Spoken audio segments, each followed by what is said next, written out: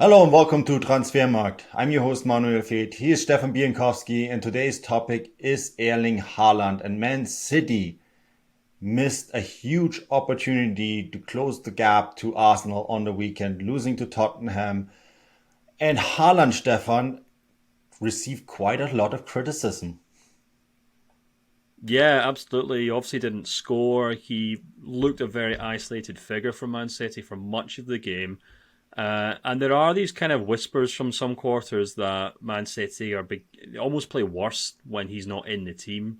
There's some suggestions that Pep's team have gone backwards because they used to be this kind of great strikerless squad, and now they've got this kind of classic number nine up front. And Pep has kind of had to rearrange everything to accommodate Haaland. And I think it's a kind of it's an appealing narrative. It's an appealing conspiracy theory almost. We all know how much people on the internet love conspiracy theories. This is maybe the best one in the Premier League right now, at least on the pitch. And yeah, I think it's absolute nonsense, to be honest. If we look at how many goals Haaland has scored for Man City this season, it's truly remarkable. He's got 25 goals in the league, which is 47.2% of the club's complete goals in the league itself. It's the highest percentage for any single player in the league. It's higher than Harry Kane for Tottenham. So that's kind of numbers we're talking here. That's just how reliant they are for goals in this team.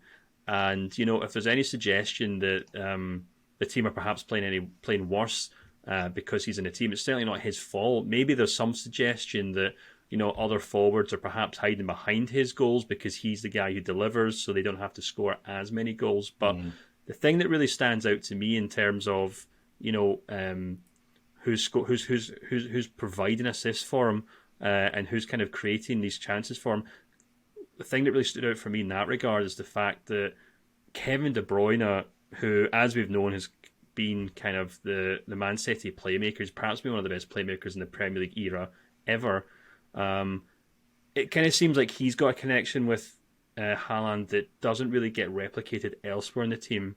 And if you kind of look at who's been assisting Haaland's goals this season in the Premier League, De Bruyne sits top with 7 at this point in the season, which is quite impressive because the next player down has got less than half that. It's actually 3 players who are level on 3, Jack Grealish and Mahrez, who've both got 3 assists each. And they're level with Hal Cancelo, who, as we all know, has now moved on to Bayern Munich on loan after a dramatic January in which he apparently, reportedly, fell out with Pep Guardiola. So the interesting thing to me there is the fact that it's almost seemed as though, although Haaland is scoring goals for fun, the only player in that team who's kind of consistently creating assists for him was Kevin De Bruyne.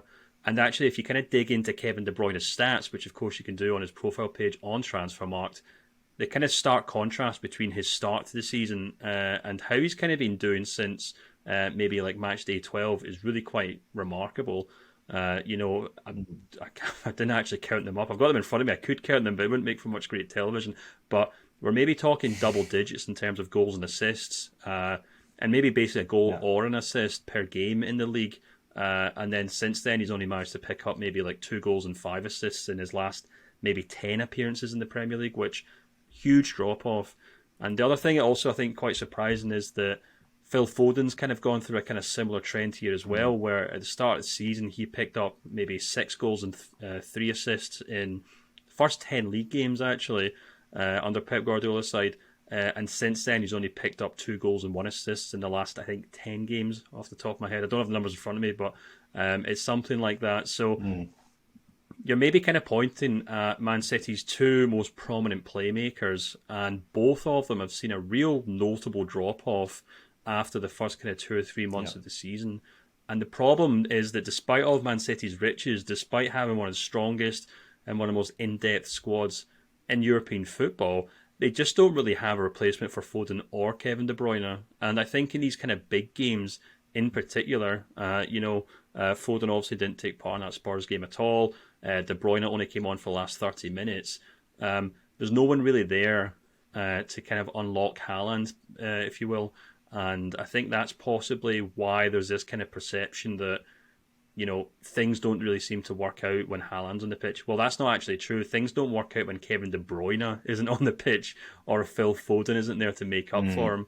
And I think possibly the criticism would be better kind of placed at maybe like someone like Jack Grealish or Mahrez, who perfectly good players, but they certainly haven't been able to match the playmaking skills of De Bruyne when he's kind of been out of form over the last couple of months.